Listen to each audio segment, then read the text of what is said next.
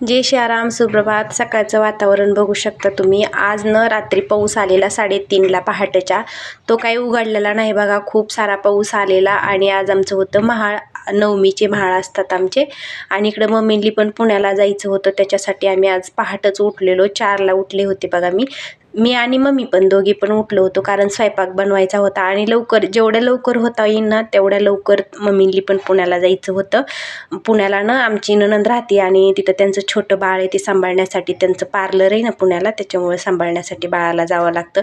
इकडं पुरणाचा स्वयंपाक चालू आहे. आणि आमची सुवासिनी जे ठेवलेल्या आहेत ना आमच्या, म्हणजे की आप्पांची आई वारली, त्यांच्या जागेवर एक सुवासिनी ठेवण्याची पद्धत आहे आमच्या इकडं. आणि पित्र पण ठेवायचे जेवायला, म्हणजे जेवढे होता होईन एवढे माणसं जेवायला ठेवायचे. आणि कसं असतं, पितृ पंधरवड्यात आणि इकडं मग अक्षय तृतीयाला, असं 2 वेळा सुवासिनी आणि पित्र अशी जीव घालायचे असतात. आणि कसं असतं, कोणाच्या इकडे कशी पद्धत, कोणाच्या इकडे कशी पद्धत, म्हणजे जेवणाची. कुठे वड्या भाकरी असतात, कुठे गोडात म्हटलं तर पुरणपोळी. आणि आज आम्ही पुरणपोळीच बनवलेली. पुरणपोळीचाच आमच्या स्वयंपाक केला जातो बघा.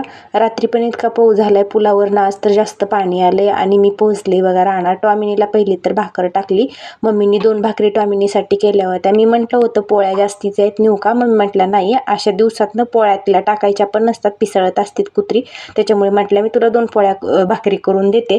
आणि इकडं मग मामा पण आलेले होते. दिवस पाळीचा आठवडा चालू झालेला होता. मामांनी म्हटलं घासा ना तुम्ही, बाकी सगळं गोट्यावरचं काम करून घेते मी. गाई ती सोडून द्यायच्या होत्या, वासरांना पाणी दाखवायचं होतं, शेण वाढायचं, सगळं गारवडी खालचं स्वच्छ ते करायचं होतं. ते काम माझ्याकडे लागलं आणि मामांनी घासा आणून टाकलेला होता. परत लाईट आली, आम्ही दोघांनी मिळून कुटी केली. आणि इकडं मग धाराला सुरुवात केली बघा. मी एक गाय आमची धाराला इतकी हलकी ना, तिला तिचे पाय बांधले आणि काजूतले की लगेच तिच्या दुधाच्या धारा चालू होत्यात.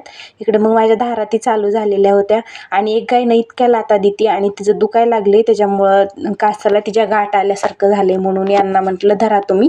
मी तिला गाईला धरलं आणि यांनी त्याची धार काढली. आणि माझ्या धारा काढून झाल्या आणि ह्यांच्या पण झाल्या होत्या मशीनच्या धारा काढून. त्या दोघांनी घास आणून टाकला, उद्याची तयारी त्यांची चालू होती. तोपर्यंत मी शेंगाही तोडली. रात्री घरी ते आले आणि खावा करायला म्हणजे चालू झाली आपली मिशन. आणि इकडं मग माझ्या चुलत जावेच्या मुलीचा बड्डे होता आणि बड्डेसाठी मी पोचले बघा. आत्ताची लेकरं खूप हुशार आहेत, खूप क्विट स्माईल देत होती. आणि फोटो काढायचा म्हटलं, इकडं बघून स्माईल कर म्हटलं की लगेच स्माईल करायची, फोटो काढून घ्यायची.